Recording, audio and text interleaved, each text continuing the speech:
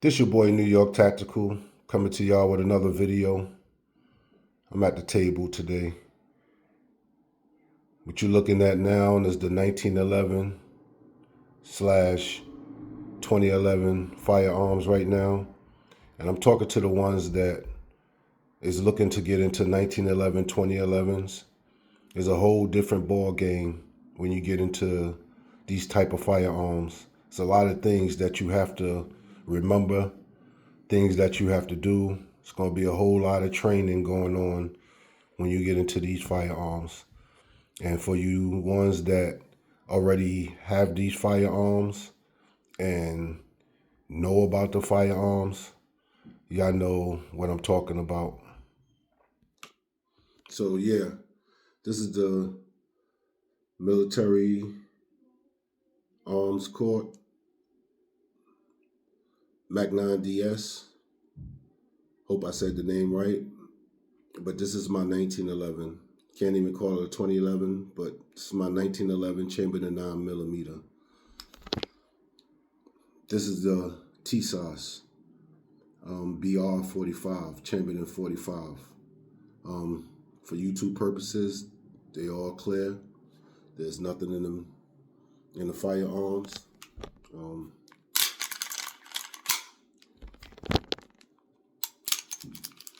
Nothing in the firearms. So just to clear that up real quick, I'm not gonna have y'all here too long. When you get into the 1911, and like I said, I'm talking to the ones that's trying to get into the 1911, 2011 game. If you're gonna spend that big money on it, do believe you're gonna have to train. It don't matter if you have a Glock, whatever the case may be, any type of firearms that you have that got a safety on it, you have to train with that safety. Other than that, you stuck like Chuck. Plain and simple, you stuck. Don't think that you can have a firearm and don't train with it when it has a safety on it. At least with the ones that don't have a safety on it, put a round in the head, go about your business, and you know that that round is in the head if you need to go to work. With the 1911 or any firearms that has, a safety on it, like I said, and I'm gonna keep on saying it, train, train, train, train. Y'all might get tired of me talking about training, but it's important. And be safe with your firearms. It's one of the reasons why I do videos, because a lot of people, or some people, get firearms and they think it's a toy. It's not a toy, it's a tool. It's a tool when you need it at the most important time. You have one. So you got to train.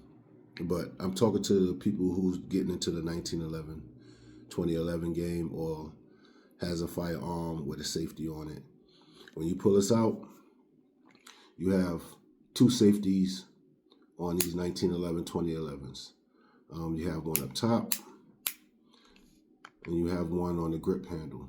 If you don't grip it real good, it's not going to go off.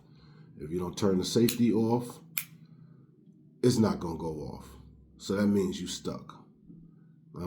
If you get a holster, make sure you get a holster that don't cover the safety up top. So that means when you're ready to go to work, all you got to do is pull the safety off. If you remember, pull out your firearm and go to work with it. Don't get a holster that covers the safety, because that means you're gonna have to work on that too. That means you're gonna have to draw the firearm, take the safety off, and go to work. But 1911s, 2011s, I understand why people like them. They're very accurate. The triggers on them is very, very good. It's better than striker fire triggers. But they all got they problems. They all got they things that you need to work out on or work with. But they are good. They heavier. To carry around these firearms all day, yeah, you're going to know what's on you. And make sure you have a good, belt to carry your firearm and a good holster. All that comes into work, you know. For your EDC, make sure you have a good holster and a good belt. Those are things that you really need. And make sure you got some medical on you, just in case anything was to happen. But yeah, just talking to the ones that's about to get into the 1911, 2011, firearms. It's a lot of work that you have to put into. And yes, I don't know everything. I'm learning myself. I've been training with this firearm. I don't do too much with this firearm on videos, but I'm training with it, trying to get to know it, trying to learn them, just like I'm trying to learn the red dot. So this is me. I know my faults. I know what I could do and what I can't do. I'm not trying to be a bad boy because I have a firearm. It don't matter if you have a firearm or not. You're still not bad. Somebody out there that's quicker, better than you. It's just like boxing, just like basketball, just like anything else. Somebody out there that could beat you and whatever. So don't think that you bad and just because you got a firearm, you want to go out there and start trouble. That's not what firearms is for. You better learn how to fight. That's what you need to learn how to do first. If you don't know how to fight, then somebody's going to take it from you. But on the other note, like I said, talking to the ones that's trying to get into this game. Please train. Train a lot when it comes down to 1911, 2011s. This firearm right here, I've been working with. This is the T-Sauce BR45.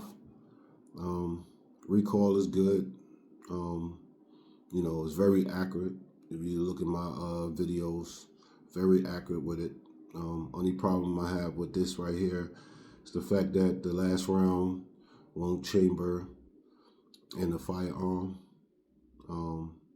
Trying to work on that to get that fixed. But other than that, I like her. I really do like her. 45s, they got that punch. So it's not like a bad recoil. It's a good recoil. And I know why we worry about recoil so much. Once you learn how to grip the firearm and know how to shoot, you'll be all right. But other than that, just a short video from your boy, New York Tactical. Coming at y'all with a lot of videos and a lot of things I need to talk about. Leave it in the comment if you have 1911, 2011s. Share with the people who's trying to get into the 1911, 2011 game, who don't know what they're getting themselves into. That'll help out a lot. But like I always say, stay focused. Love is love. Protect yourself and your loved ones. Hit that like, share, subscribe button. It's your boy, New York Tactical. I'm out. 1.